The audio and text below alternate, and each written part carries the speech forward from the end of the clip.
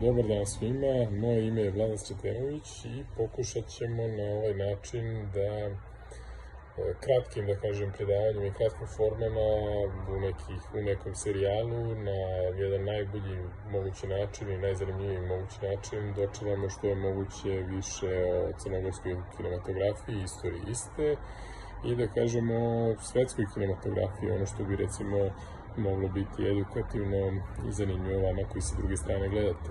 Nadam se da će vam ovo biti zanimljivo i u slučaju da vam se svidi, naravno, čitav serijal možemo i produžiti u buduće.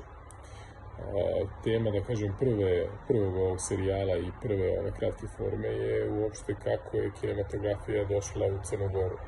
Neću vas opterećivati sa klasičnim detaljima koje možete uvek naći na internetu i edukovati se kako je uopšte nastala kinematografija i pokretne slike filma.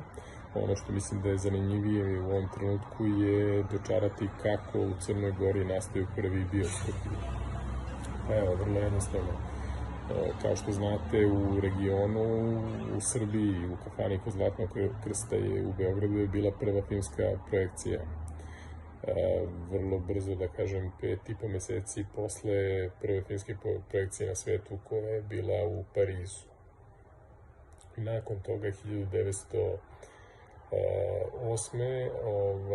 nastaje prvi crnogorski kinematograf. U to vreme u Crnoj Gori bioskopi se nisu zvali bioskopi, već kinematografi. To je kinematograf je bio vlasništvo bečke firme Uranija, koja je u to vreme, da kažem, bila prvi putujući bioskop, koja je imala svoje projektore i jednostavno je obilazila, da kažem, region Balkana i davala filmske projekcije i prikazivala filmove. Bečka Uranija je inače bila i, da kažem, producentska kuća, jer su snimali u isto vreme filmove i uglavnom ti filmovi koji su snimani u to vreme od strane Uranije su snimali, recimo, oni su znali da dođu u određenu zemlju, da snime lepote te zemlje i da onda prikazuju po manjim mestima te filmove i da naplaćuju to ljudima. Tako da je prvi film bio u Crnim brdima na Knjaževom dvoru i to je, da kažem, prvi film koji je nastao u produkciji Uranije i koji je oslikavao Crnu Goru. Nakon toga na Cetinju se inače otvara prvi crnogorski kinematograf i ono što je možda kuriozitet i zanimljivost, da je crnogorski u to vreme poslovni čovek, trgovac Petko Pajović, da bi jednostavno privukao da ljudi dolaze u njegove kafane, njegove objekte koje je imao u svom vlasništvu, stavio kinematograf, to je bioskop, i u to vreme je prikazivao filmove i naravno naplaćivao, uzimao profit od svega toga, a kao svojevrsna zanimljivost je bio bioskop u okviru svega toga. Inače, Cetinje i Nikšić su, da kažem, jedina dva grada koja su tada u periodu pre rata imala bioskope i to se tako zadržalo praktično do početka rata i do završetka rata, Drugog svetskog rata. Nakon toga dolazi naravno period Titove vladavine i formiranje prvih filmskih preduzeća. Ono što je, recimo, zanimljivo takođe je da je prvo filmsko preduzeće koje je formirano upravo bilo Lovćin film.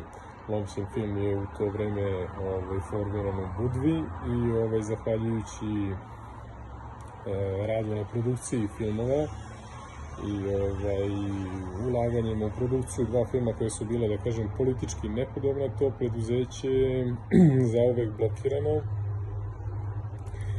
i doživalo je fijasko u to vreme, jer je i zatvoreno, pošto je snimalo politički nepodobne filmove.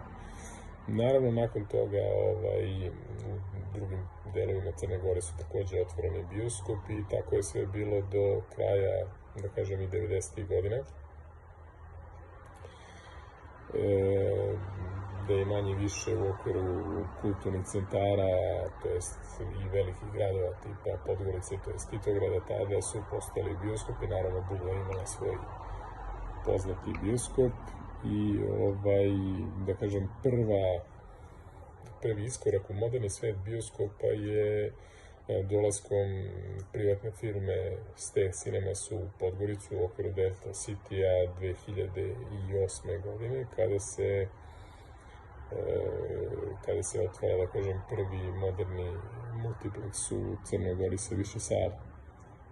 Naravno, u tom nekom narednom periodu, zahvaljujući ekonomskoj krizi tih godina 2009-10.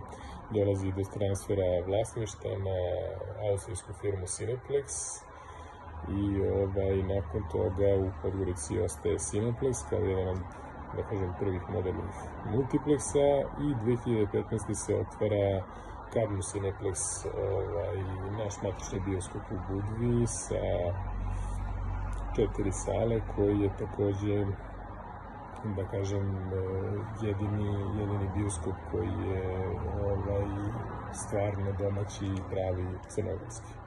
Eto, nadam se da vam je ovo bilo zanimljivo. Sledeći put ćemo nešto drugo pričati u filmovima. Do tada vidimo se. Pozdrav!